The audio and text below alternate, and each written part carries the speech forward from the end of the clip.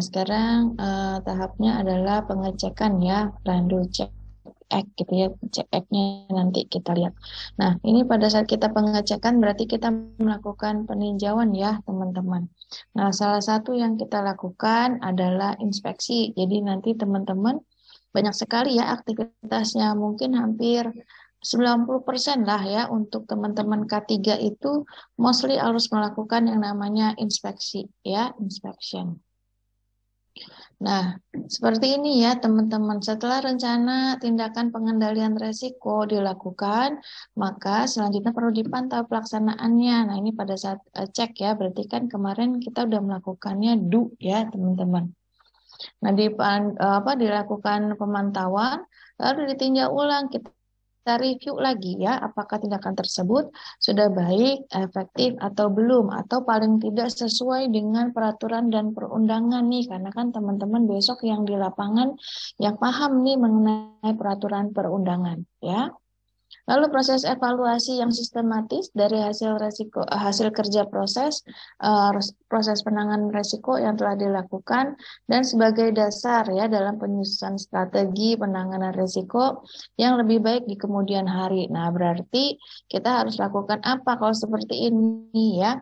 Kita setelah dievaluasi, kalau misalkan masih ada ketidaksesuaian, maka kita harus melakukan continuous improvement gitu ya, teman-teman. Jadi improvementnya apa saja yang harus dilakukan tuh nanti dibikin checklistnya. Nanti kita mulai lagi dari awal ya, mulai dari jadi checklist tersebut nanti kita prioritaskan mana yang kira-kira resikonya paling besar.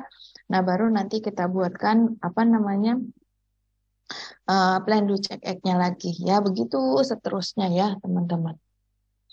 Nah, bentuk pemantauan itu bisa dicontohkan seperti ini ya, dengan melakukan inspeksi ya, terus pemantauan lingkungan atau juga dengan melakukan audit. Nah, bisa jadi nanti teman-teman secara safety, nanti teman-teman dijadikan sebagai internal auditor gitu ya di perusahaannya nanti gitu ya untuk membantu proses ya secara rules, secara peraturan dan perundangan, secara safety itu bagaimana ya proses mereka nih teman-teman production, misalkan teman-teman maintenance gitu ya, teman-teman di office misalkan seperti itu yang berkaitan dengan safety itu teman-teman bisa diperbantukan gitu ya, bahkan bisa jadi lead auditor lah istilahnya seperti itu ya.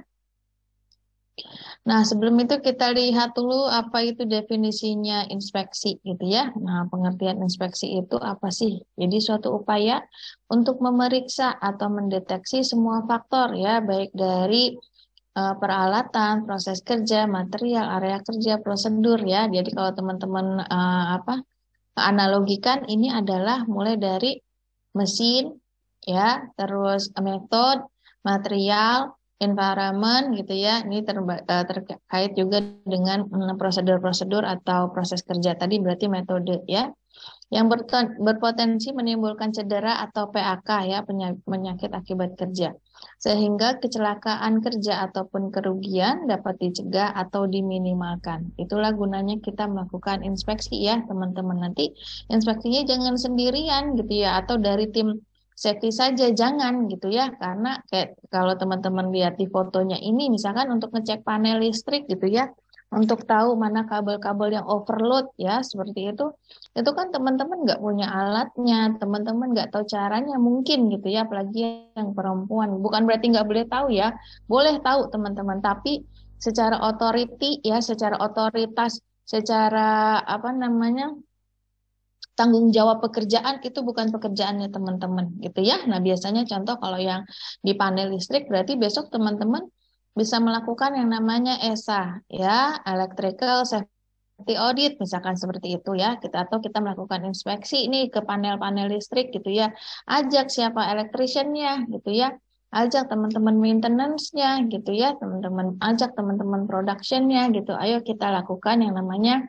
electrical safety audit misalkan seperti itu, kita mau tahu nih kira-kira apakah ada kabel-kabel yang overload misalkan seperti itu, karena kalau overload berarti kan panas, panas nanti ada friksi, nanti bisa menimbulkan ledakan. Seperti itu ya, teman-teman, apa korelasinya. Lalu kita inspeksi adalah inspeksi yang dilakukan biasanya inspeksi kondisi yang tidak aman ya, unsafe condition ya. Lalu tindakan-tindakan yang tidak aman, tidak hanya condition, tapi tindakannya juga. Lalu bahaya-bahaya dan tindakan pengendaliannya, ya. Lalu inspeksi juga dapat membantu perusahaan dalam mencegah kecelakaan, cedera, dan penyakit akibat kerja tadi ya. Lalu inspeksi juga bisa membantu mengidentifikasi dan mencatat berbagai potensi bahaya guna tindakan perbaikan di tempat kerja. Ya, jadi banyak sekali manfaatnya kita melakukan inspeksi. Makanya kalau aku lebih prefer ya, seperti aku lebih suka gitu ya, itu lebih ke lapangan gitu teman-teman, karena dari lapangan kita banyak belajar gitu, banyak yang dilihat, kita tahu prosesnya, bagaimana caranya ya, apa itu namanya, pokoknya 5W1H-nya itu pasti teman-teman akan paham kalau teman-teman itu ke lapangan ya melakukan inspeksi. Jadi jangan mager besok di pada saat PKL atau pada saat apa namanya kerja besok, jangan mager ya, berusaha selalu ke lapangan, cari ilmunya di lapangan, gitu ya. Nah, manfaat dan tujuan dari inspeksi K3 itu apa gitu ya teman-teman. Pertama, kita bisa menemukan sumber-sumber bahaya yang mengakibatkan kerugian dan segera menentukan tindakan perbaikan yang diperlukan untuk mengendalikan bahaya tersebut ya. Setelah teman-teman seperti kemarin aku show ya bagaimana saya melakukan inspeksi gitu ya. Nah, itu manajer-manajer semua tuh teman-teman kan, sampai direktur, sampai MD-nya aku ya, managing director aku ikut gitu. Kenapa? Karena dari situ mereka bisa menentukan apa namanya tindakan perbaikan apa yang istilahnya bisa didesain langsung gitu ya, bisa diputuskan langsung gitu. Karena kadang-kadang kalau sesama kita aja nih cuma dicatat aja tuh teman-teman, nanti diperbaikinya enggak. Nah, makanya gunanya kita mengajak dari tim manajemen ya di level atas kita gitu ya teman-teman, untuk apa? Itu strategi kita supaya kalau ada bahaya bisa langsung mereka tahu dan kita bisa mengajukan perbaikan. Itu ya teman-teman di depan mereka semua gitu ya teman-teman, supaya dikerjakan itu teman-teman perbaikannya ya. Jadi harus ada backupnya gitu istilahnya ya, ada strateginya bagaimana supaya bahaya-bahaya itu bisa minimalisir lah gitu ya. Lalu memeriksa apakah pelaksanaan program K3 atau standar K3 sudah berjalan efektif atau belum. Tentunya semua standar-standar K3 itu sudah masuk ke dalam KPI-nya teman-teman ya. Key Performance Indicator. Jadi semua masukkan program apa saja, standarnya berapa atau targetnya berapa gitu ya, sama nanti compare sama aktualnya supaya bagaimana how to achieve gitu, bagaimana supaya bisa mencapainya. Nah teman-teman harus bekerja sama tuh dengan teman-teman di departemen lain. Lalu mendapatkan pemahaman lebih lanjut tentang pekerjaan dan tugas. Nah dari sini teman-teman seperti aku sampaikan tadi, dari lapangan kita banyak belajar gitu ya, apa-apa saja, terus prosesnya seperti apa gitu ya, kenapa, itu semuanya pokoknya 5W1H-nya itu semuanya pasti akan terjawab. Lalu mengidentifikasi bahaya yang ada di area kerja dan bahaya tersembunyi. Nah, kadang-kadang teman-teman production, maintenance itu secara nggak sengaja atau maupun sengaja itu mereka menyembunyikan bahayanya. Kenapa? Satu, takut dimarahin ya teman-teman. Dua, mungkin takut mengorbankan apa namanya outputnya mereka gitu ya, karena mereka kan punya KPI sendiri ya teman-teman. Ketiga, KPI-nya ada, teman-teman production ada, maintenance ada, quality ada, kayak saya IE ada gitu ya. Jadi masing-masing kita punya kepentingan. Nah kalau mereka menyembunyikan itu, yaitu tadi takut dimarahin, takut nanti KPI-nya jelek, takut mengorbankan produksi output misalkan seperti itu. Nah, hal-hal tersebut harus teman-teman pahami dan ketahui. Kenapa? Tanyakan kenapa gitu ya. Jadi mungkin bisa jadi kalau saya perbaiki sekarang, sementara misalkan volume ordernya lagi naik, berarti kan kalau ada bahaya misalkan gitu ya teman-teman, itu berarti mereka harus stop produksi. Nah, kalau stop produksi, kerugiannya berapa? Jadi teman-teman juga harus istilahnya punya toleransi ya, punya empati bagaimana target-target istilahnya departemen lain juga harus terpenuhi demi target perusahaan gitu ya, bukan hanya target kita. Makanya saya selalu mengajak teman-teman tidak boleh berpikirnya silo gitu ya, jadi kondisional ya seperti itu. Tapi bukan berarti nanti dibiarkan Teman-teman kasih batas waktu. Oke, kapan misalkan ya ada harus diperbaiki gitu ya. Kapan ada waktu mereka di mana volume ordernya turun gitu ya. Nah, teman-teman bisa tanyakan. Baik teman-teman dari mereka bisa langsung ke orang-orang production misalkan atau ke teman-teman PPIC ya di production planning inventory control namanya ya, ada departemen sendiri, dia bisa di office. Tanyakan, bisa nggak kalau misalkan ini ada bahayanya ini, bisa, karena mereka yang mengatur schedule ya teman-teman, schedule operation itu biasanya mereka gitu kan, turnkey-nya misalnya yang apa yang menyalakan pabrik itu mereka gitu ya, ada nggak ada order itu dari PPIC. Bekerja samalah dengan mereka untuk mengetahui kira-kira karena ada bahaya, kasih tahu aja ada bahaya ini di mesin ini gitu ya. Kalau resikonya tuh ini. Nah, teman-teman bisa explain itu, jelaskan ke teman-teman PPIC. Boleh nggak minta waktunya misalkan untuk perbaikan, karena kalau didiamin misalkan akan terjadi seperti ini. Dah. Nanti mereka akan putuskan tuh bagaimana caranya gitu ya, supaya mereka bisa stop production tuh teman-teman untuk melakukan perbaikan. Tuh ya. Lalu menemukan penyebab bahaya seperti tadi, karena kita melakukan inspeksi, kita tahu tuh apa-apa saja yang biasanya terjadi itu selama proses gitu, dan kita bisa identifikasi bahaya-bahaya apa saja yang akan terjadi. Lalu kita juga bisa merekomendasikan tindakan perbaikan untuk mengendalikan bahaya, tentu dengan koordinasi ya, dengan brainstorming, dengan diskusi gitu ya teman-teman, tidak boleh dari satu pihak saja ya. Lalu memantau langkah-langkah perbaikan yang diambil untuk menghilangkan bahaya atau mengendalikan resiko, ya, misalkan memantau perihal administratif, kebijakan, prosedur, peralatan kerja, alat pelindung diri, dan lain-lain. Nah, ini teman-teman bisa lakukan, teman-teman bisa tanyakan mana SOP-nya misalkan, atau mana WI-nya gitu ya, itu boleh ya teman-teman tanyakan, Bapak boleh saya lihat WI-nya, Bapak terus saya boleh lihat prosedurnya, atau bagaimana cara kerjanya, supaya teman-teman lihat tuh bagaimana cara kerja alat kerjanya mereka. Terus boleh tahu misalkan persyaratan seperti apa, karena kalau di persyaratan atau SOP APD ini pasti tercapture ya kalau berkaitan dengan safety ya teman-teman ya. Itu pasti teman-teman bisa lihat. Lalu meningkatkan kembali kepedulian tentang K3, karena dengan inspeksi pekerja merasa bahwa keselamatannya diperhatikan, yaitu tadi dengan adanya SOP, dengan adanya WI gitu, apalagi kita melakukan inspeksi untuk pengecekan, mereka merasa diperhatikan teman-teman gitu ya, utama kayak operator itu ya.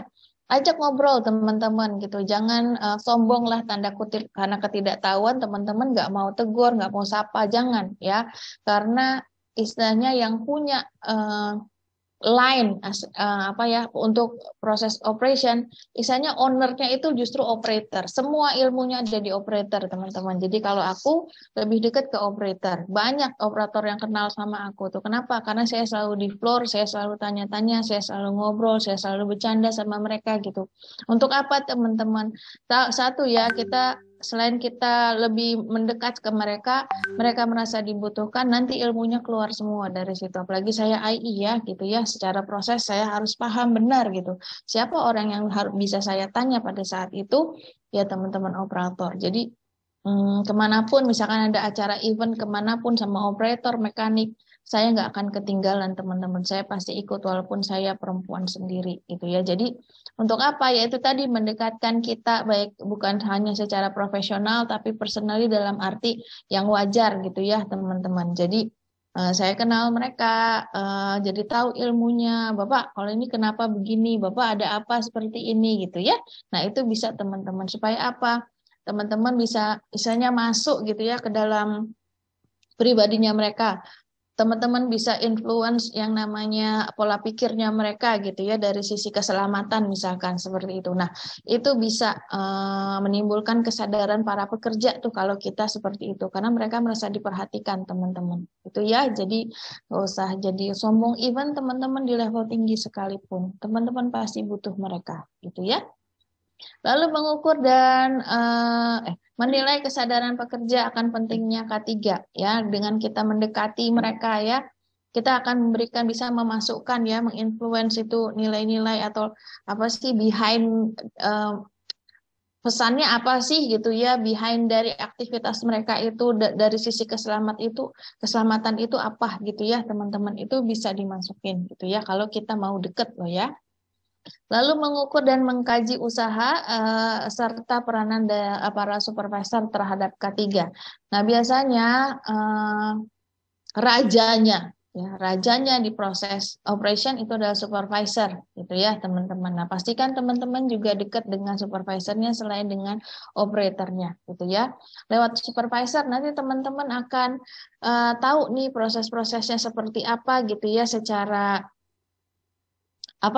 general gitu ya proses-prosesnya. Tapi kalau teman-teman mau in detail, monggo silahkan ke operatornya langsung atau ke mekaniknya ya, untuk yang berkaitan dengan peralatan atau alat-alat kerja mereka gitu ya teman-teman. Untuk proses output material misalkan itu teman-teman bisa tanya dengan operatornya ya. Jadi supaya lebih paham prosesnya, supaya nggak salah nanti dalam menentukan, oh ini kondisi aman, nggak aman, atau ini tindakan aman, nggak aman, karena di safety hanya dua kan yang bisa menimbulkan kecelakaan kerja ya kan, unsafe condition sama unsafe act ya. Nah, siapa yang melakukan inspeksi? Nah, pertama adalah tim inspeksi K3 ya, adalah mereka yang sudah familiar gitu dengan area kerja, tugas, pekerjaan, atau mereka yang telah menerima pelatihan atau sertifikasi ya. Nah, jadi siapa saja yang bisa sertifikasi? Ya banyak teman-teman. Orang production bisa jadi dia sudah AK3 umum juga sama kayak teman-teman gitu ya. Mungkin diadakan sama perusahaan. Nah, tim-tim yang atau orang-orang maintenance, tim-tim seperti itulah yang istilahnya boleh gitu ya melakukan inspeksi gitu ya teman-teman. Karena kan di tim inspeksi K3 seperti di perusahaan-perusahaan itu kan ada P2K3 ya teman-teman, sehingganya tim itu boleh melakukan inspeksi dan bahkan mungkin wajib gitu ya. Lalu departemen ketiga, supervisor atau manajer yang berwenang ya merencanakan, melaksanakan gitu ya. Terus juga melaporkan dan memantau inspeksi K3. Boleh dari departemen K3 sendiri, tapi karena keterbatasan kita ya masing-masing ya teman-teman, maka teman-teman boleh ajak timnya yang lain ya. Lalu inspeksi K3 berkala di tempat kerja menjadi bagian penting dari keseluruhan program K3 dan sistem manajemen K3 di perusahaan. Seperti yang sudah aku sampaikan ya, aku kalau dengan tim manajemen itu selalu melakukan inspeksi gitu ya, observasi di floor gitu ya teman-teman. Jadi kita lakukannya bersama gitu ya, jangan sendiri-sendiri. Pada prinsipnya kecelakaan bisa kita cegah ya dengan melakukan tindakan preventif ya, dan berpedoman pada prinsip zero accident, karena kan key-nya teman-teman atau goals-nya ya teman-teman itu adalah zero accident ya dari sisi K3, di mana kita harus mematuhi segala peraturan, perundangan dan kebijakan yang menyangkut K3 ya. Pastikan teman-teman punya semua ya, pada saat nanti bekerja minta ke quality assurance ya, peraturan K3 apa saja yang ada gitu ya di perusahaan tersebut ya. Minta dokumen yang mau difotokopikan kayak boleh, mau dikirim by email boleh. Nah, teman-teman paling tidak karena statusnya misalkan probation gitu ya, 3 bulan belajar, pastikan teman-teman paham dulu tuh di 2 minggu pertama misalkan mengenai peraturan dan perundangan mengenai K3. Baru nanti 2 minggu berikutnya misalkan di schedule teman-teman harus ke floor gitu ya. Lihat lagi prosesnya. Ya, nanti bulan ke-2 misalkan. Itu nanti teman-teman baru mulai itu berkomunikasi atau sambil gitu ya teman-teman. Nah, terus aja tuh observasi, inspeksi terus aja sampai misalkan karena probation kan 3 bulan ya, bulan ketiga. Nanti kan direview ya kegiatan apa saja yang teman-teman ketahui dari proses selama 3 bulan ya. Seperti aku juga gitu teman-teman. Aku langsung dikasih proses bermap-map gitu ya teman-teman, bantek-banteknya tuh banyak sekali gitu ya teman-teman. Ini prosesnya, brug. Pelajarin ya sampai seperti itu teman-teman. Oke, saya pelajarin. Oh, seperti ini, seperti ini. Habis itu lihat ke lapangan. Oh, seperti ini tuh tempatnya. Balik lagi ke bangku ya, ke meja kerja. Lihat lagi, baca lagi. Balik lagi ke floor. Terus aja selama berbulan-bulan tuh ya teman-teman untuk bisa paham gitu kan. Setahun 2 tahun kadang nggak cukup teman-teman buat belajar gitu ya, tapi kita harus belajarnya itu harus cepat gitu ya, jadi fast learner gitu ya. Kalau bahasa saya mah harus jadi fast learner, harus benar-benar bisa manage waktu gitu ya. Nah, dengan mengacu kesimpulan ini ya, maka saran-saran yang dapat disampaikan, misalkan kita melakukan pelatihan yang berkaitan dengan resiko K3 pada setiap tenaga kerja. Pastikan ya, kalau misalkan teman-teman punya program K3, itu pastikan semua mandatori, 100% yang namanya mandatori, berarti semua orang yang ada di perusahaan tersebut 100% harus tahu mengenai pelatihan tersebut. Ya, teman-teman masukkan di KPI target-targetnya. Lalu kita memberlakukan sistem shift dalam arti kan misalkan kayak manufaktur itu bisa jalannya itu 7/24 ya, kayak McD ya teman-teman ya. Nah, jadi 7 hari selama 24 jam ya, dan memberikan hari libur kepada pekerja secara bergantian. Bukan berarti semua teman-teman bekerjanya 24 jam 7 hari, bukan ya teman-teman, karena secara kebijakan perundangan itu nggak boleh ya. Jadi maksimum itu teman-teman bekerja 6 hari, 1 hari libur gitu ya. Sama berkaitan kenapa sih gitu ya. Ya safety concern tadi ya, dengan pertimbangan keselamatan kerjanya teman-teman gitu ya. Apalagi bisa jadi ini teman-teman bekerja di shift 2 ya, di mana dimulai dari jam 4 sampai jam 12 malam misalkan seperti itu ya. Begitu selanjutnya mungkin di shift 3 gitu ya, teman-teman bekerja mulai jam 12 sampai jam 8 pagi misalkan seperti itu ya. Makanya harus ada day off, 1 day off ya minimal. Lalu mengendalikan lingkungan kerja yang berbahaya dan memiliki resiko tinggi dan terhadap peluang terjadinya resiko. Jadi kita memastikan saja bahwa jangan sampai ada yang namanya resiko ya di tempat kerja kita ya, terutama resiko-resiko yang tinggi.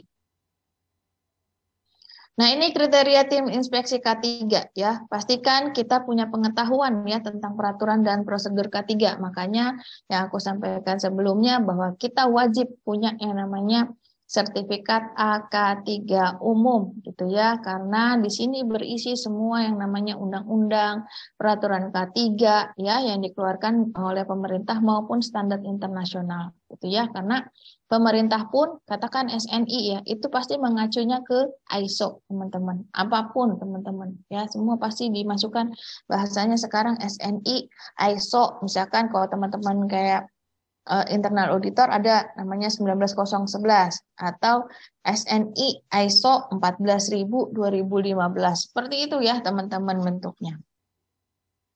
Lalu kriterianya apa lagi ya? Pengetahuan tentang potensi bahaya. Berarti seperti supervisor misalkan, kenapa mereka tahu potensi bahaya? Karena hari-hari mereka ada di floor gitu ya, tahu mereka bagaimana kegiatan para operatornya, mekaniknya gitu ya, atau semua proses lah ya, semuanya pasti mereka tahu tuh. Lalu pengalaman dengan prosedur kerja ya. Pastikan mereka orang-orangnya adalah memang teman-teman yang sudah paham mengenai SOP dan work instruction. Mostly sih di supervisor, juga operatornya gitu ya teman-teman. Makanya ownernya itu dari proses itu adalah operator ya, untuk berkaitan dengan proses mesin. Tapi kalau untuk mesinnya secara detail berarti teman-teman bisa tanyakan ke mekanik gitu ya. Nah, tim inspeksi itu ada dua, ada dari eksternal maupun dari internal. Nah, kalau dari eksternal itu biasanya dari disnaker ya, teman-teman. Nah, teman-teman akan berhubungan dengan orang-orang disnaker besok gitu, karena setiap perusahaan diwajibkan untuk memberikan laporan per quarter atau per 3 bulan sekali ya untuk laporan safety. Siapa yang mengerjakan? Teman-teman K3. Gitu ya. Jadi nanti besok pada saat kerja siap-siap teman-teman memberikan laporan untuk disnaker ya setiap 3 bulan sekali ya, untuk semua KPI teman-teman biasanya masuk dan ada formnya sih apa aja yang harus diisi gitu ya. Lalu dari sisi internal ya, jadi kalau inspeksi K3 dilakukan oleh orang yang kompeten di dalam perusahaan seperti supervisor gitu, manajer ya, yang sudah memiliki apa namanya spesialisasi yang memang pekerjaannya dia di floor gitu ya. safety advisor gitu ya. Nah, itu biasanya seperti itu. Jadi kalau misalkan ada hal-hal yang sekiranya kurang aman, nah biasanya mereka akan bilang tuh supervisornya, oh ininya aku begini, kok kooperator aku seperti ini posisinya, misalkan seperti itu ya teman-teman. Nah, itu bisa ya teman-teman bisa apa? Dibantu gitu ya untuk apa namanya untuk prosesnya sendiri ya secara safety teman-teman bisa menilai resikonya. Lalu bila perusahaan memiliki area kerja yang luas ya, contohnya misalkan apa berapa hektar, berapa puluh hektar gitu ya, maka itu harus memiliki lebih dari satu tim inspeksi karena satu tim itu belum tentu mampu gitu ya menguasai semua area gitu ya teman-teman. Pastikan harus punya beberapa tim inspeksi. Tim-tim inspeksi tersebut akan ditempatkan di area terpisah yang akan dilakukan pemeriksaan. Jadi kita separate gitu teman-teman ya kalau misalkan dipindah gitu. Misalkan awalnya teman-teman kerjanya nih jadi tim inspeksi di area A misalkan gitu ya teman-teman. Nah, terus ada lagi tim inspeksi misalkan di area B, C, D gitu saking luasnya perusahaan misalkan. Nah, itu teman-teman bisa nanti cross gitu ya, kita ganti. Jadi teman-teman yang biasanya di tim A aja nih ya, apa inspeksinya gitu ya. Teman-teman dipindah tuh ke tempat yang D misalkan, yang B jadi ke C misalkan, yang C jadi ke A misalkan seperti itu ya. Jadi berputar gitu ya, rolling gitu ya teman-teman. Itu juga bisa teman-teman. Satu fungsinya saling tahu, kedua nambah pengetahuan di tempat lain gitu ya teman-teman. Dan kalau misalkan ada improvement yang lebih baik, teman-teman bisa istilahnya copy paste gitu ya seperti itu. Waktu pemeriksaan dilaksanakan berdasarkan tipe-tipe inspeksi K3 ya. Misalkan inspeksi tidak terencana, nah biasanya waktunya nggak nentu nih gitu ya. Sifatnya cuma ya udah hanya lihat surface-nya aja lah gitu ya teman-teman. Jadi nggak benar-benar disiapkan. Jadi hari-hari itu mungkin teman-teman bisa melakukan inspeksinya ya tanpa sengaja lah iseng misalnya pas lihat oh kok ada ini terus tiba-tiba teman-teman bisa inspeksi di situ. Inspeksi tidak terencana, misalkan hanya memeriksa kondisi tidak aman atau kondisi tidak aman yang memerlukan perhatian besar yang sering terlewati. Nah, hal-hal seperti ini nih dikerjakan sama teman-teman nih nanti besok di lapangan itu ya tanpa sengaja lewat gitu tiba-tiba kok ada kayak gini ya? Kok si ini begini ya gitu ya. Nah, seperti itu ya.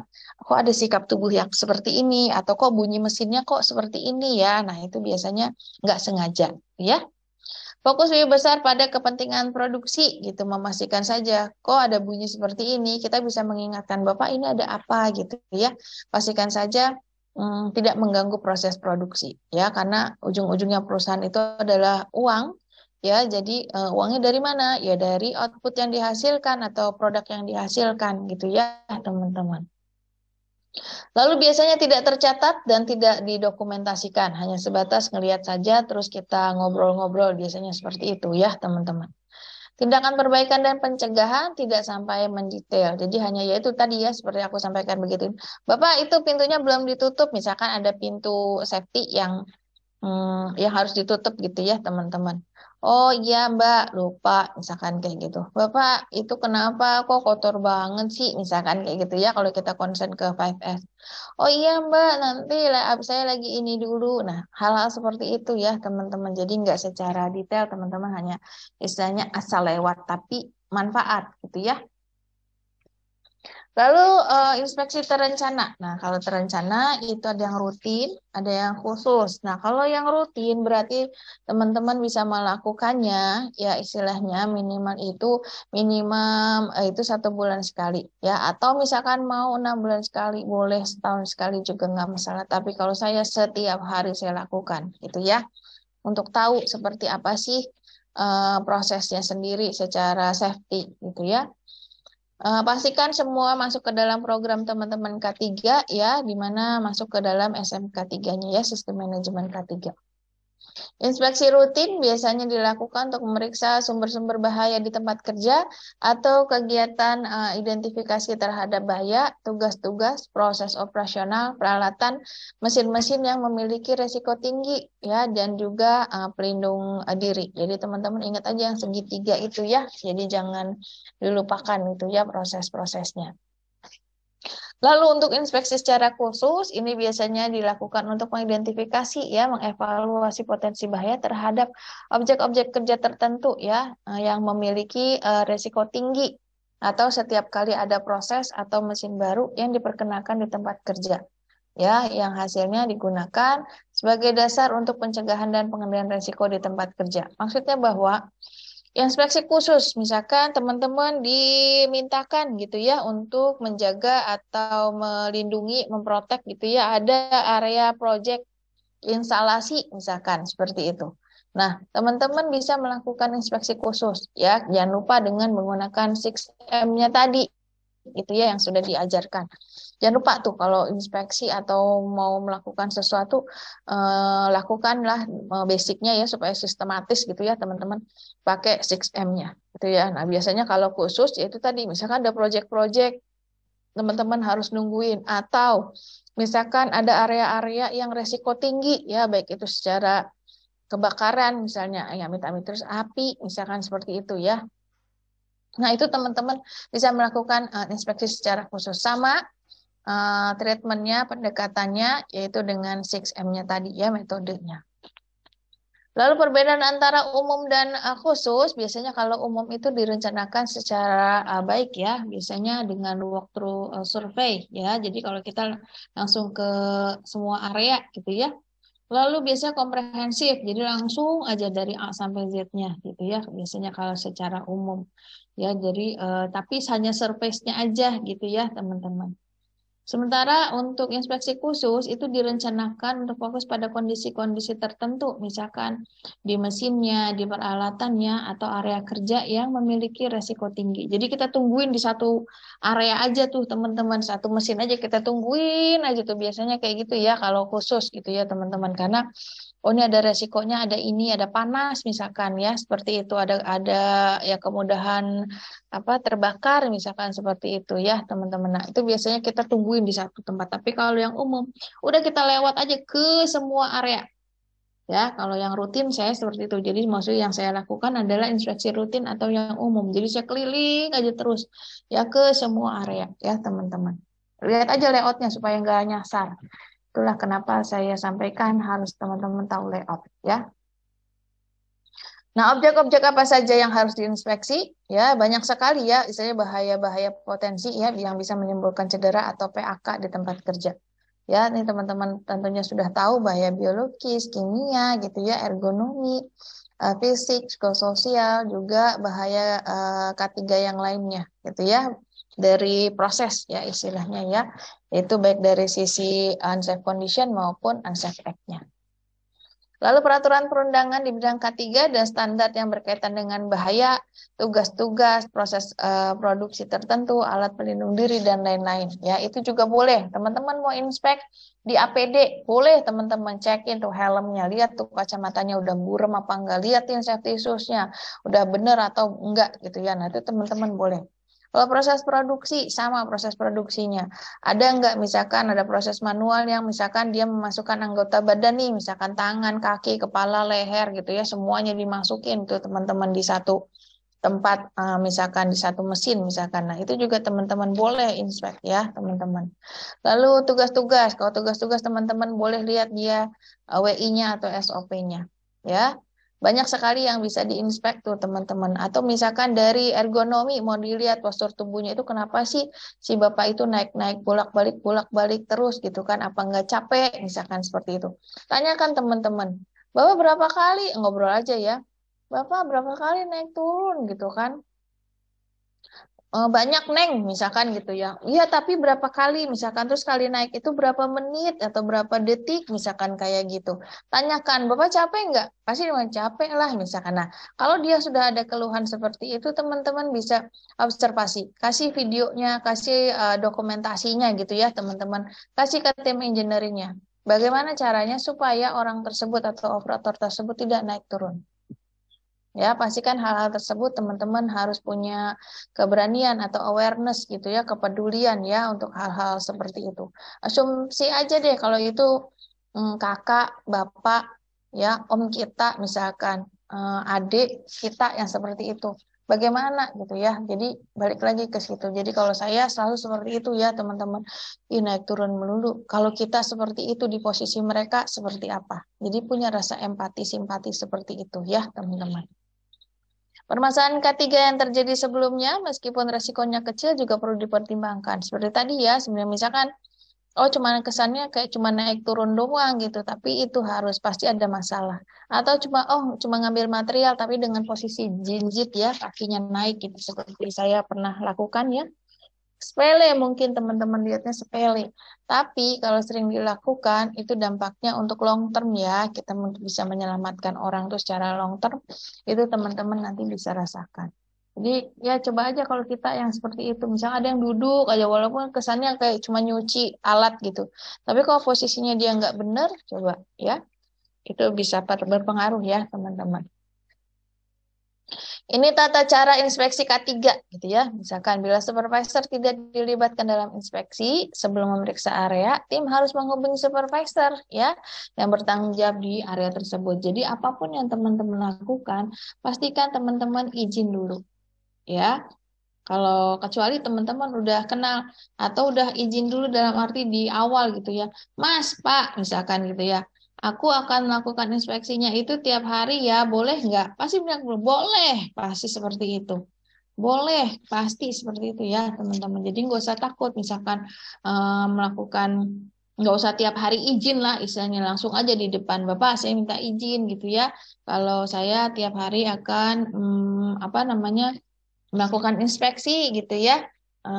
Jadi misalkan saya lewat, misalnya jangan diganggu lah istilahnya, atau misalkan diizinkan lah paling enggak ya ke area Bapak misalkan itu. Ke semua area teman-teman boleh minta izin di awal, sehingganya pada saat teman-teman ke sana mereka udah nggak ganggu lagi, nggak ditanya lagi mau ngapain lo gitu ya, nggak lagi gitu ya teman-teman ya. Jadi karena teman-teman udah dari awal sudah mintakan, Bapak saya tiap hari mau ini ya, boleh ya untuk inspeksi, untuk safety ya, secara safety gitu kan. Dan paling ditanya, emang ngelihat apa? Nah, teman-teman bisa deh tanya apa, dilihat dari 6M-nya. Oh, saya mau lihat dari sininya, dari sininya, dari sininya, dari sininya, supaya mereka paham. Oh iya, pasti biasanya diizinkan. Itu ya, teman-teman, yang penting caranya itu dengan baik. Nah, kalau tahapan inspeksi sendiri, kalau kita misalkan mau melakukannya gitu ya, apa namanya, kita bisa melakukan hal-hal ini gitu ya. Misalkan jadwal inspeksi dan tim inspeksi gitu ya. Kalau teman-teman mau melakukannya, boleh gitu ya teman-teman dijadwalin mau reguler misalkan setiap minggu atau 2 minggu sekali, hari apa gitu ya, jam berapa sampai jam berapa. Nah, itu teman-teman boleh ya melakukan schedule gitu ya. Yang pasti semuanya harus kita siapkan ya. Lalu layout ya, seperti aku sampaikan. Makanya kenapa teman-teman saya minta untuk bisa layout ya dari semester 1 bahkan gitu ya. Inilah gunanya gitu teman-teman. Jadi pada saat kita mau inspeksi, kita tahu tuh kemana gitu ya. Kita mau inspeksinya di mana gitu ya. Nah, areanya seperti apa, itu teman-teman tahu. Terus misalkan harus pakai APD seperti apa kalau masuk ke sana. Nah, itu bisa diketahui dari layout. Lalu jalur-jalur inspeksi itu teman-teman bisa lakukan supaya maksudnya adalah nggak bolak-balik gitu ya, jalur-jalur inspeksinya. Oh sekalian aja misalkan, oh kita ke utility hari ini ke utility semua gitu ya, udah teman-teman melipir aja tuh di pinggir-pinggir. Biasanya kan lokasinya dia terpisah ya dari proses produksi. Nah teman-teman bisa masuk dari situ gitu ya. Oh makanya gunanya teman-teman itu tahu gunanya layout gitu ya, paham layout. Lalu potensi bahaya yang terkait dengan mesin, peralatan, material, dan proses kerja atau dari 6M-nya. Nah, teman-teman bisa lihat lagi potensi bahayanya apa saja. Lalu standar dan peraturan dan prosedur kerja yang berlaku. Nah, pastikan teman-teman bawa tuh peraturan-peraturannya supaya nanti kalau ada yang ngeyel, misalkan ya berkaitan dengan material, misalkan peraturan MSDS, misalkan itu teman-teman ngeyel, misalkan mereka taruh materialnya sembarangan atau bahan bakunya sembarangan. Nah, itu teman-teman bisa kasih keluarin apa namanya standar atau SOP-nya, ya. Lalu laporan inspeksi sebelumnya, maksudnya bahwa karena inspeksi ini dilakukan misalkan secara rutin, misalkan ya teman-teman, berarti kan ada laporan-laporan yang sebelumnya tuh, misalkan 2 minggu lalu gitu ya, 2 minggu lalu teman-teman inspeksi nih, oh ada masalah ini. Nah sekalian teman-teman mereview apakah sudah dikerjakan atau belum. Kalau belum, di note lagi aja terus teman-teman. Ingatkan selalu ke manajernya, ke supervisornya bahwa untuk pekerjaan ini belum selesai. Ya, jangan dikasih tulis dan ya pekerjaannya. Kalau memang belum selesai. Lalu ada data kecelakaan kerja. Ya, kita misalnya udah di area tertentu gitu ya, di area A gitu. Teman-teman boleh lihat tuh historical datanya ya, ada kecelakaan kerja atau enggak gitu ya.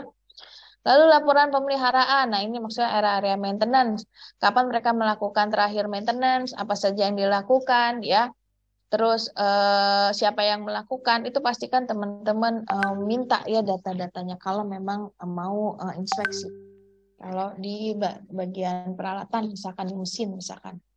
Lalu daftar atau hal-hal apa saja yang akan diinspeksi. Nah, pastikan teman-teman fokus supaya pada saat keliling kita bermanfaat gitu ya. Nah, biasanya teman-teman bawa aja clipboard gitu ya. Kalau saya kerjanya bawanya pasti kalau nggak clipboard, saya bawanya kamera.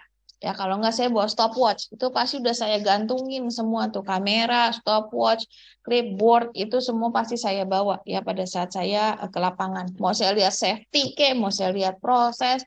Kadang kan saya waktu itu kan WCM ya, World Class Manufacturing Manager. Jadi semua divisi harus saya inspeksi, baik itu quality, maintenance, production, safety, training, semuanya harus saya inspeksi gitu ya. Jadi project itu semua hal yang saya lakukan gitu ya, baik itu dari safety kah, dari quality kah gitu ya, itu semuanya saya masukkan gitu ya. Nanti tinggal di sort aja ya. Siapa yang bertanggung jawab istilahnya. Lalu APD ya yang diperlukan selama inspeksi, pastikan sesuaikan dengan areanya gitu ya. Kalau areanya memang harus memerlukan helmet ya gunakan helmet. Kalau enggak usah gitu ya mostly ya. Kalau yang standar kan nggak usah pakai helmet. Kalau memang tidak ada pekerjaan di ketinggian, tapi kalau ada maka teman-teman wajib gitu ya. Jadi APD itu disesuaikan saja ya dengan area kerja, area inspeksinya. Lalu ada kita hubungi lagi ya tahap pelaksanaan. Menghubungi penanggung jawab ya bagian yang akan dikunjungi. Teman-teman di office boleh hubungin manajer office-nya siapa. Izin, safety di office boleh teman-teman. Contohnya apa? Listrik. Ya, kalau listrik itu teman-teman bisa boleh gitu ya mau inspeksi. Minta dampingin sama elektrisiannya. Lalu usahakan untuk mengikuti peta dan jalur inspeksi yang sudah direncanakan. Pastikan ya, jadi nggak ngaco tuh ya jalur-jalurnya ya sesuai dengan kesepakatan di awal ya supaya nggak ngalur ngidul nggak tahu nggak fokus lah gitu ya. Lalu mengamati rangkaian proses kerja untuk memastikan ada atau tidaknya pelanggaran terhadap peraturan atau prosedur. Jadi teman-teman tungguin tuh prosesnya, diliatin aja prosesnya ya. Minimal setengah jam lah teman-teman liatin aja kalau emang yang khusus gitu ya. Lalu mengamati tindakan perorangan atau perilaku pekerja apa sudah sesuai dengan persyaratan K3. Seperti aku sampaikan tadi ya, mereka itu secara ergonomi sudah sesuai atau belum gitu ya. Secara proses kerja ya WI-nya, work instruction-nya sudah benar atau belum. Lalu kita mengumpulkan data atau memeriksa kembali data sesuai dengan daftar inspeksi yang telah dibuat ya. Pastikan kita ada checklistnya gitu ya. Oh ini areanya ditulis dulu areanya ini nanti di mesin apa gitu ya. Nanti lihat lagi operatornya siapa, tanggal berapa ya, jam berapa. Nah itu bisa dilakukan ya. Daftar inspeksi bersifat permanen, tidak boleh ada hal yang dipertimbangkan kembali selama pelaksanaan inspeksi berlangsung. Ya, bahwa semuanya itu harus sesuai, ya, nggak boleh lagi yang apa namanya ditambah atau dikurangin gitu ya. Kalau ditambah mungkin boleh ya, dalam arti kalau memang belum dimasukkan boleh ya teman-teman. Tapi kalau mengurangi tapi ada prosesnya di situ maka nggak boleh ya dispensasi gitu ya. Lalu daftar inspeksi harus ditinjau dan ditambahkan atau direvisi ya seperlunya ya. Ada perubahan SOP kah atau perubahan proses ya, itu semuanya harus ditambahkan. Lalu atau dikurangi kalau misalkan ada investasi yang lebih, mesin yang lebih bagus, which is ada beberapa proses yang istilahnya bisa tidak dilakukan atau bisa di skip gitu ya. Lalu melakukan perbaikan sementara dengan segera apabila saat pelaksanaan inspeksi ditemukan tindakan atau kondisi berbahaya. Contoh yang waktu saya sampaikan ya ke teman-teman pada saat dia memotong plat baja tanpa safety glass atau nggak pakai goggles-nya, berarti itu kan sementara ya teman-teman, perbaikan sementara dalam arti dia harus ngambil dulu goggles-nya atau misalkan dia safety shoes-nya terbuka ya udah nganga gitu. Nah itu kan berbahaya sebenarnya teman-teman ya, makanya itu boleh dilakukan hal-hal tersebut gitu ya. Lalu pencatatan hasil dari pengamatan, pastikan semua yang kita lakukan semuanya ada pencatatan ya teman-teman. Kalau misalkan ada ketidaksesuaian ya, jadi baik dari sisi peralatan maupun tindakan ya, kondisi ya terhadap standar ya atau acuan tuh teman-teman atau peraturan perundangan ya, pastikan teman-teman kalau ada ketidaksesuaian di note. Begitu juga yang sesuai, kalau udah sesuai ya udah tinggal di checklist aja ting gitu ya. Tapi kalau misalkan ada ketidaksesuaian di checklist tapi dicek gitu ya, dicek tapi harus kasih keterangan ya, improvement apa atau perbaikan apa yang harus mereka lakukan. Itu ya, teman-teman. Lalu pencatatan hasil pengamatan diperlukan untuk meninjau semua informasi yang dikumpulkan dan memudahkan tim inspeksi untuk membuat klasifikasi bahaya dalam laporan. Karena setelah kita tahu semua bahaya-bahaya yang terjadi gitu ya, nanti teman-teman harus mengklasifikasikan. Kenapa? Kembali ke FMIE-nya pada saat kita melakukan penilaian dari level resiko. Gitu ya, ada yang ringan, sedang, berat. Nah, itu yang harus dikonsider ya sama teman-teman. Lalu terdapat ada dua kategori ya, kelas bahaya, di mana kita menentukan perkiraan besarnya konsekuensi yang diakibatkan oleh bahaya terjadinya, kalau misalkan terjadi kecelakaan, ya amit-amit gitu ya. Lalu kemungkinan terjadinya kecelakaan yang dapat dipergunakan untuk pengambilan keputusan atau perencanaan tindakan perbaikan.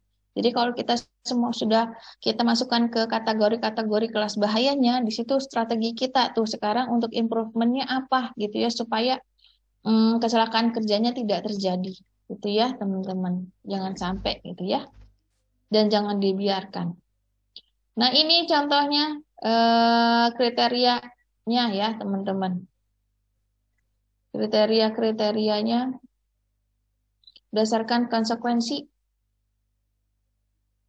ya. Ini contoh seperti ini ya, kalau misalkan ada level-levelnya gitu ya. Nah kalau ini terbalik ya, kalau di level resiko kan kalau angkanya makin besar dia biasanya makin bahaya ya. Tapi kalau yang ini kalau levelnya 1 malah bagian-bagian yang berbahaya, berarti dia di level 1 gitu ya. Kalau masih level 4 berarti dia masih bisa ditoleransi lah gitu ya teman-teman. Lalu kalau contoh kemungkinan terjadinya kecelakaan, kita bisa urutkan seperti ini. Tapi ini juga kondisional ya teman-teman, tidak harus seperti ini ya kondisinya ya. Ada apa, terutama untuk angka-angkanya ini ya teman-teman ya, kategorinya ya. Bisa disesuaikan tergantung sensitivitas dari proses kerjanya sendiri ya teman-teman. Dari sensitivitas dari bahaya itu sendiri gitu ya teman-teman. Ini teman-teman bisa lakukan, ini hanya contoh ya. Lalu dari tahap pelaporan, ya dari setiap inspeksi kita harus tindak lanjuti karena semua itu kan ada hasilnya ya dari pengamatan, semuanya ada wawancaranya, misalkan seperti itu ya teman-teman, semua ada bukti-buktinya gitu ya teman-teman. Nah itu semua harus dilaporkan, utamanya untuk hal-hal yang tidak sesuai ya tidak sesuai dengan peraturan dan perundangan, ya, which is itu teman-teman punya authority di situ, gitu ya. Lalu ada 3 tipe laporan untuk inspeksi, yaitu laporan keadaan darurat, ya, di mana kategorinya katastrofik atau kritis, ya. Lalu laporan harus segera dibuat sebelum kecelakaan terjadi, ya, sesaat, karena tadi dampaknya adalah fatality, ya teman-teman, ya, kalau seperti ini, ya, fatality atau kematian. Lalu laporan berkala, ya, ini keadaan bahaya yang tidak termasuk kategori darurat, ya, dibuat dalam 24 jam setelah inspeksi. Ya, pastikan teman-teman semuanya harus dibuatkan. Tapi kalau memang paling bahaya ada keadaan darurat, maka teman-teman harus segera laporkan. Lalu ada laporan ringkas dalam arti mencakup kesimpulan dari semua item laporan terdahulu. Ya, kita pastikan kita compare aja gitu ya. Laporan yang kemarin seperti ini, yang sudah improve ini, tapi ada hal baru lagi, misalkan ada laporan baru di mana itu harus dimasukkan lagi untuk improvement berikutnya, gitu ya. Siapa yang melakukan, kapan melakukannya, atau kapan diselesaikan, itu semua tergantung dari kesepakatan timnya, ya teman-teman. Pastikan aja semua ada listnya, gitu ya. Dan sebisa mungkin ada teman-teman dimintakan untuk melaporkannya di staff meeting misalkan, which is teman-teman akan ketemu dengan para manajer atau bahkan the highest level gitu ya, yang orang paling tinggi misalkan di sana, bukan fisiknya tinggi ya, maksudnya kedudukannya gitu ya. Itu, nah teman-teman bisa jadi dimasukkan ke dalam staff meeting tersebut gitu ya teman-teman. Nah, untuk pelaporan hasil inspeksi, ya, itu harus berisi nama departemennya atau area yang diinspeksi. Seperti saya sampaikan, harus detail supaya nggak ada fitnah gitu ya. Tanggal berapa, jam berapa inspeksinya gitu. Misalkan shift 1, 2, 3 gitu ya, di hari yang sama. Terus areanya di mana gitu, departemen mana gitu ya. Terus siapa yang melakukan gitu ya. Itu semuanya harus jelas ya teman-teman. Supaya nggak ada fitnah tadi ya. Terus ada supervisornya siapa gitu ya. Nah, laporan sendiri ya supaya mudah dipahami dan ditindaklanjuti, mencatat atau memberi tanda pada temuan yang belum ditindaklanjuti. Jadi seperti laporan-laporan yang sebelumnya, misalkan masih in progress, pastiin bentuknya misalnya atau visual ya, divisualkan. Kalau in progress, kalau saya kuning, kalau dan itu biasanya hijau, kalau belum atau delay berarti dia merah gitu ya teman-teman. Makanya harus ada deadline-nya ya. Semuanya harus jelas teman-teman. Setiap item harus diberikan nomor urut dalam arti untuk mengetahui ya urutan-urutan atau kategori dari bahayanya. Terus setiap item harus diberi yang namanya kategori bahaya ya, seperti ringan, sedang, bahaya gitu ya. Ringan, sedang, tinggi gitu, ekstrim gitu ya. Lalu menentukan siapa yang akan menindaklanjuti setiap item pada hasil inspeksi. Seperti saya sampaikan, tidak semua bisa kita lakukan. Makanya teman-teman bisa menunjuk siapa orang yang berkompeten atau orang yang in charge di permasalahan tersebut. Kalau berkaitan dengan mesin, ya berarti bisa teman-teman kasih ke teman-teman maintenance. Ya, kalau berkaitan dengan panel listrik, berarti kasih yang electrician-nya siapa, gitu ya. Paling tidak ada engineer-nya lah di situ. Terus bagian production, misalkan, teman-teman bisa tunjuk supervisornya kah, atau misalkan dari sisi administrasi, ya misalkan. Nah, itu teman-teman bisa minta ke supervisornya. Itu ya, banyak hal teman-teman yang bisa dilakukan oleh orang lain, gitu ya, tapi masukannya dari kita, gitu ya. Lalu laporan inspeksi ditujukan kepada departemen yang diinspeksi dengan tembusan para atasan. For sure teman-teman, pastikan semua yang teman-teman lakukan semua harus disetujui sampai di level manajer. Manajernya masing-masing, dalam arti manajer safety-nya juga tahu, manajer operation misalkan juga tahu, itu semuanya wajib. Supaya apa? Kalau terjadi sesuatu mereka juga ikut bertanggung jawab gitu ya. Bukan dari teman-teman sendiri. Nanti kalau terjadi apa-apa, kalau teman-teman nggak beritahukan, mereka akan cuci tangan gitu ya. Mereka deny gitu, ngeles gitu ya. Oh saya nggak tahu, kenapa kamu nggak bilang? Seperti itulah. Nanti ujung-ujungnya nggak solve problemnya gitu ya. Lalu menentukan tindakan perbaikan sebagai tindak lanjut. Pastikan semua temuan-temuan yang tidak sesuai minta ditindaklanjuti dengan perbaikan ya teman-teman. nanti hasilnya harus ada dokumentasinya, baik itu foto, baik itu SOP atau WI, itu semuanya harus ada ya, atau OPL, SPL. Lalu melakukan evaluasi terhadap hasil inspeksi K3 untuk menentukan tindak lanjut yang dilakukan guna pengembangan kelanjutan ya. Nanti dari hasil inspeksi ya, itu kita review lagi, kita kembali lagi ke area yang sama misalkan setelah beberapa waktu gitu ya teman-teman, untuk mengetahui ada perubahan atau enggak nih, atau apa still maintain atau sustain gitu ya. Oh, nggak ada masalah, masih dalam sekian bulan, itu teman-teman berarti mereka well maintain gitu ya, nggak ada masalah, nggak ada apapun gitu. Tapi kalau misalkan once teman-teman terjadi lagi, maka kita harus ulang lagi prosesnya dari identifikasi ya sampai selesai. Lalu hasil inspeksi K3 adalah indikator keberhasilan atau kegagalan mengenai kebijakan dan prosedur yang diterapkan di perusahaan. Ya, karena berkaitan dengan apa tadi, KPI, teman-teman. Jadi efektif atau enggak hasil inspeksinya teman-teman, itu terlihat dari KPI. KPI itu menunjukkan apa? Adanya perbaikan, efektivitas, efisiensi kerja, ya dari performance, misalkan dari outputnya jauh lebih banyak, efisiensinya tinggi, scrap-nya berkurang, downtime-nya berkurang, ya. Dari sisi cost, perusahaan untung. Nah, itu kelihatan dari situ ya, teman-teman. Bahaya yang teridentifikasi pada akhirnya harus dihilangkan atau diminimalkan, ya. Supervisor dan manajer yang bertanggung jawab atas ini semua. Ya, pastikan. Karena ini rapot mereka juga ya, jangan salah teman-teman. Ini rapot mereka juga, jadi KPI mereka juga, bukan KPI teman-teman safety saja, tapi all of us. Karena kalau berkaitan dengan safety itu nggak ada kompromi lagi, karena semua reportnya adalah ke semua orang untuk safety. Ya, untuk perusahaan-perusahaan yang established, perusahaan-perusahaan yang bagus, biasanya mereka considering mengenai safety. Ya, nggak tahu kalau yang lain. Ya, kalau saya di Energizer dan saya di Tetra Pak itu karena sudah lebih dari 50 tahun perusahaannya, biasanya mereka menuntut kita walaupun kita bukan orang safety, saya utamanya ya. Kita yang bukan safety itu biasanya apa namanya dituntut tetap ada safety ya di KPI. Saya lupa KPI saya, nanti saya cari contohnya ya, apa appraisalnya, supaya naik gaji gitu maksudnya.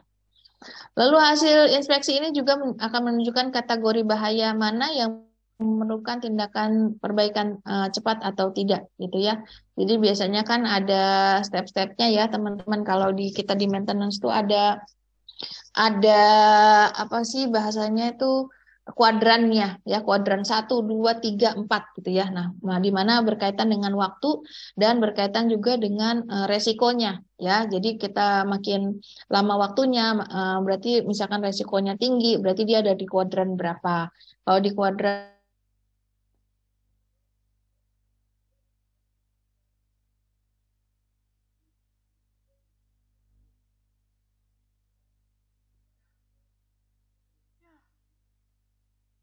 itu yang akan paham kalau misalkan ada perbaikan. Karena mostly biasanya mengerjakan mereka, ya. Informasi yang diperoleh dari inspeksi K3 rutin sebaiknya ditinjau ulang, ya. Nah, makanya saya sampaikan lagi, walaupun kita sudah ke situ misalkan, dan pastikan lagi beberapa minggu kemudian kita balik lagi ke area itu, ya. Sebelumnya ke area A gitu, terus teman-teman udah lihat ada improvement, oke, ada dilakukan, bukan berarti kita melewatkan lagi yang area tersebut gitu ya, kita harus datangi lagi paling tidak sebulan setelah improvement gitu ya, pastikan lagi dia well maintain nggak, identifikasi bahaya lagi, kalau misalkan masih ada berarti harus kita perbaiki ya. Lalu membantu memantau aktivitas program K3 ya, lalu menentukan kebutuhan pelatihan untuk pekerjaan tertentu, lalu memberikan pengetahuan mengapa kecelakaan terjadi di area kerja tertentu. Ya, lalu kita menentukan tindakan perbaikan, lalu kita juga menetapkan atau memperbaiki prosedur bekerja yang aman. Ya, dari WI-nya itu teman-teman bisa lihat lagi proses-prosesnya. Kalau perlu dikasih foto, makanya biasanya kan kalau WI hanya tulisan ya teman-teman. Nah, pastikan kita kasih fotonya seperti apa cara mengerjakannya atau videonya gitu ya. Lalu memberi tanda area, peralatan, dan lain-lain yang mungkin ya memerlukan analisa bahaya lebih dalam. Jadi pada saat kita mau menganalisa lebih dalam lagi, pastikan ya tidak ada orang-orang yang mengikuti atau yang masuk ke area tersebut kecuali ya dia adalah tim dari inspeksi K3 ya teman-teman. Selain itu jangan boleh masuk gitu ya teman-teman. Oke teman-teman, dari sini ada pertanyaan enggak untuk proses peninjauan ya, nanti ada lagi selain inspeksi ya teman-teman.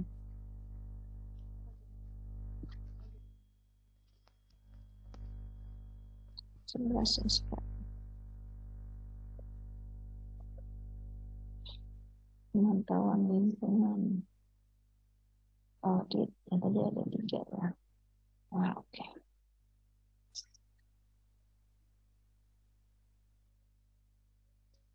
Ada yang mau ditanyakan untuk materinya?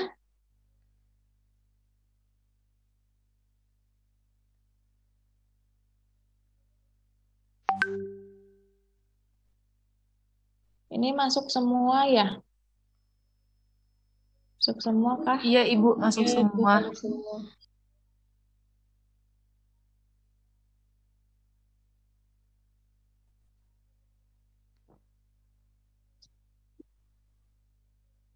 Ada yang mau ditanyakan teman-teman?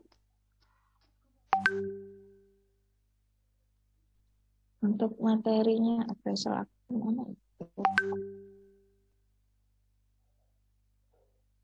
Ini tanggal 22, 22, 29, berarti kita masuk terus ya teman-teman. Oh, berarti terakhir itu kalau lancar semua tanggal 26 Januari, end of month. Januari kita UAS kali ya, nggak tahu kan tergantung.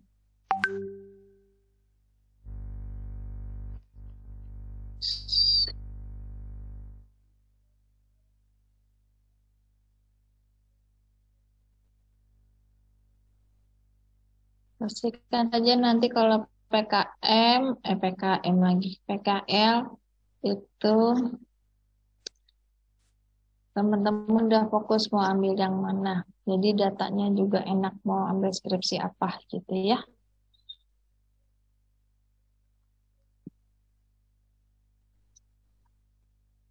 Yang pasti selama PKL sebisa mungkin inspek terus setiap hari ke lapangan. Kok ini kok?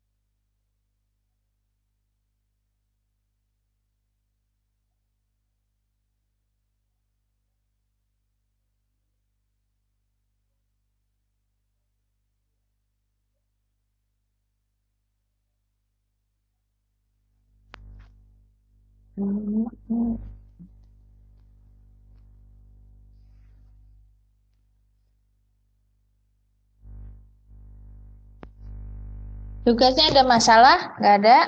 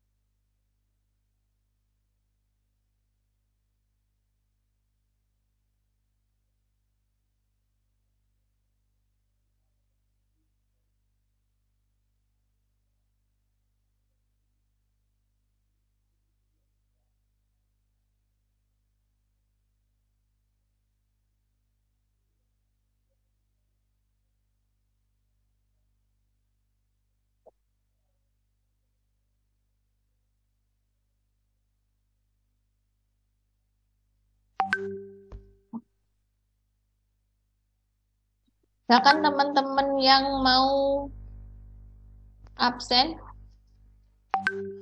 Baik, Bu.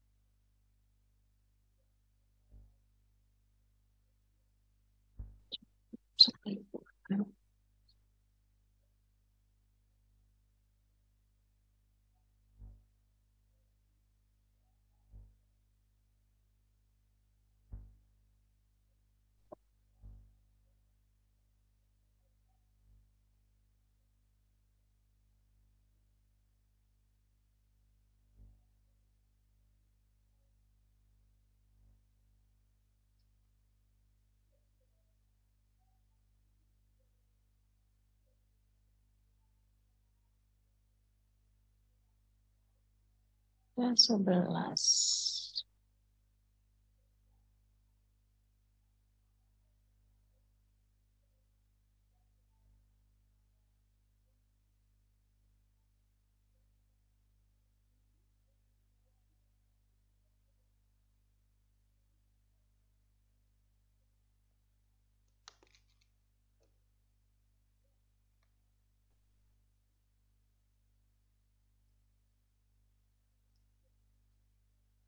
13. 4 lagi ya.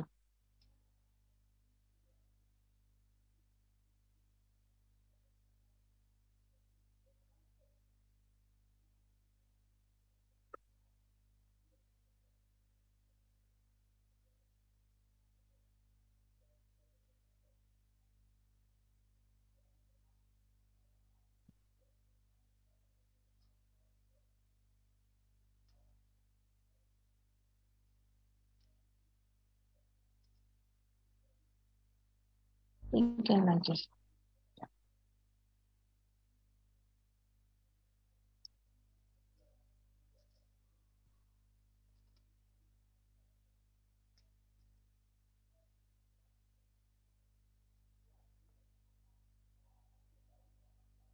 Kemarin UTS-nya semua kirim ke email ya?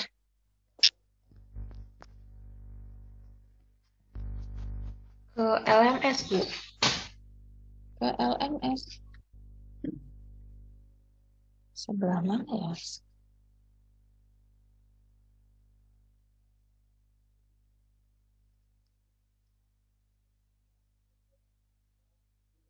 Kan ke email ya, Mbak? UTS.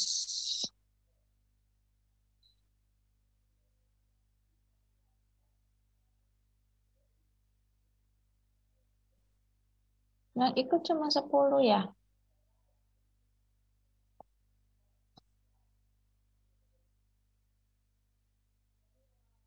Ya, yang ikut cuma 10 ya? 1, 2, 3, 4, 5, 6, 7, 8, 9, 10. Cuma 10 ya?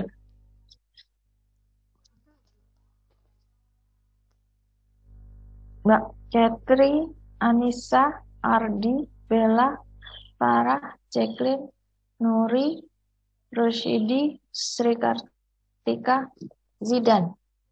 Lagi satu dari satu tuh. Nggak ada lagi ya? Benar?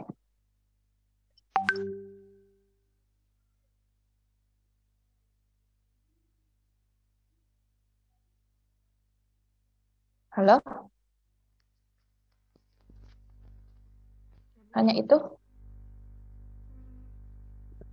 Kayaknya belum ke input lagi, Bu. Biasanya kayak gitu. Oh, yang kurang Heeh. berapa? Ini cuma ada 10 soalnya. Berarti kurang Berapa? 7 lagi, Bu. 7 lagi. Kurang 7. Siapa lagi nih? Karena di tempat aku kok cuma 10. Saya takut salah kan.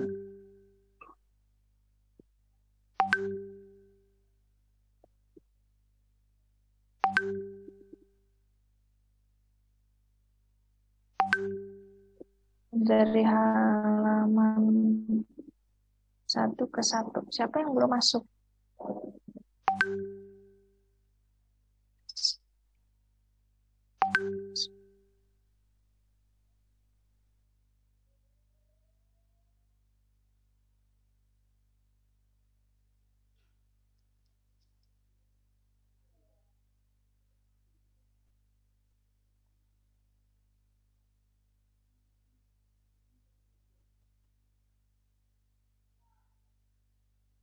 Yang belum masuk siapa ya? Sini di copy nggak bisa. Bisa copy data. Aku udah masukin Mbak, listnya cuma 10 ya Mbak Jacqueline yang itu ya, yang UTS. Di sistem loh ya, di LMS. Kalau dari Kariska ada ngirim ke Ibu nggak, Bu? Dari Rizka nggak ada. Soalnya ada beberapa mahasiswa yang ngirimnya Email? ke Kariska, Bu. Oh, nggak kirim ke email aku. Coba nanti aku forward lagi deh ke Mbak Rizka. Iya. Ini jumlahnya cuma segini gitu maksud aku.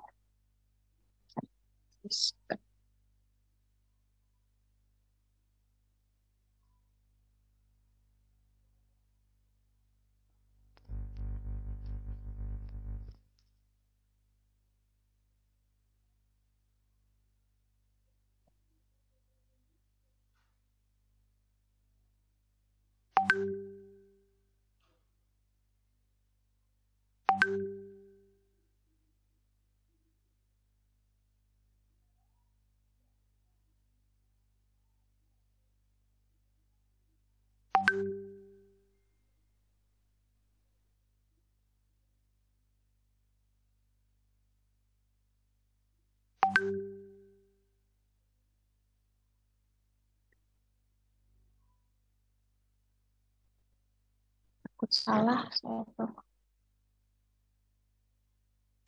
Baiklah teman-teman. Gak apa-apa sih. Oh, gampang.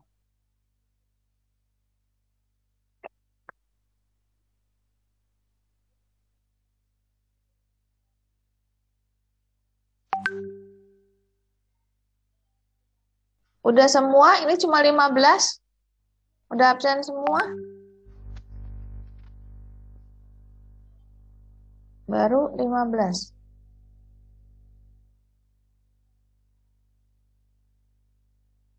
Oke. Baiklah. Kalau nggak ada, sampai ketemu minggu depan ya teman-teman. Yang Natalan, selamat Natal ya teman-teman ya. Sehat selalu, yang lainnya juga sama ya.